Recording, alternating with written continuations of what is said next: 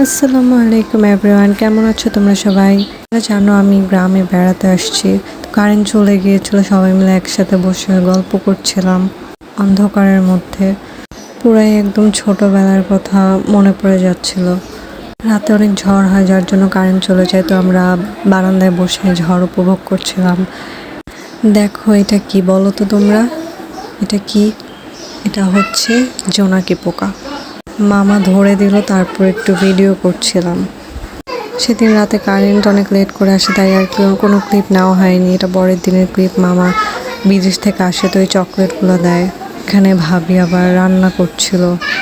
ভাবি ব্লগ করার জন্যই রান্না করছিল আর কি চুলায়, তো আমি ভিডিও করে দিচ্ছিলাম।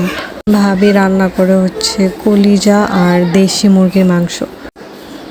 তারপরেই তো আমরা একটু বের হয়ে গেলাম, বাজারের দিকে যাচ্ছিলাম একটু আইসক্রিম খেতে। বাড়ির আশেপাশে দোকানগুলোতে ভালো আইসক্রিম ছিল না, তাই বাজারে যাওয়া। এখানে ভাইয়া ভাবি ওরা চলে যাচ্ছিল। আমরা আজকে যাব না, আমরা কালকে যাব ভাইয়ার কাজের জন্য। ভাইয়ার ছুটি শেষ, তাই চলে যাচ্ছিল, আর থাকতে পারলো না। এখানে রোজা মামাকে কামড় দিচ্ছিল। তারপরে তো রাতের বেলা কারেন্ট চলে গেছিলো, তো আমরা বসে লুডো খেলছিলাম।